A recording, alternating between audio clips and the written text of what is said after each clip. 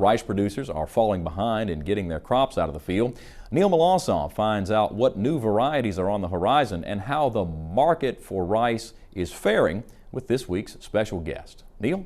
Thanks, Mike. We are joined here today with Dr. Mike Salassi. Mike Salassi is a rice agricultural economist with the LSU Ag Center. Mike, a lot of people are talking about rice prices, and that kind of overshadows everything this year.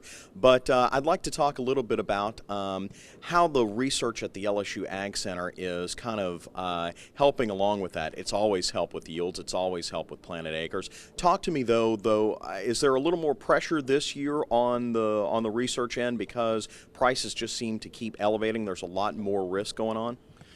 Yeah, it's in the news for rice as well as other crops. People just look at the high prices of the commodity and they don't really have a feel for the production cost, particularly for rice, that it costs to grow that. So you look at those high prices and you think growers are really making a lot of money, but when you look at how the cost of fertilizer and fuel has increased tremendously, you know, they're not as well off as those high prices might initially entail.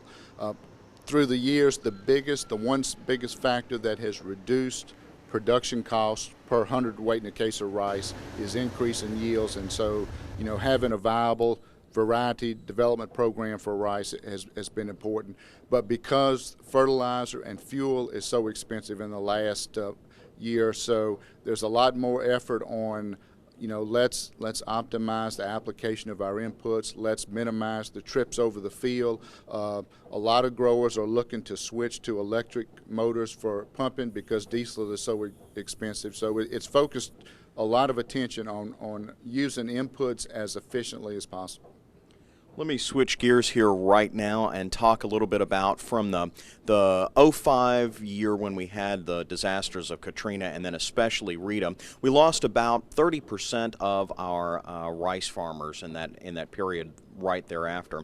Tell me now in 08, 09 what the outlook looks like for our rice farmers. Are we seeing, you know, people staying in? Are rice acres picking up a little more? Are we having a little better year possibly? Well, I think the high prices have certainly brought some acres in. I think probably the next 12 to 18 months is going to be critical for a lot of growers in the state, not just for rice, but for sugarcane and cotton and corn. Prices are high, but what concerns me as an economist who looks at production costs, next year if those prices drop back down, even in the case of rice, if they drop down to $12 or $13 a hundredweight, and fertilizer and fuel is still very high, that's going to really put a strain on a lot of growers' cash flow. Finally, we're going to talk, we're going to bring it back to where we started with rice genetics, and that is, give me a little preview about the upcoming 08, 09, possibly into the future. What are some of the varieties coming out? What are you guys working on there at the Ag Center?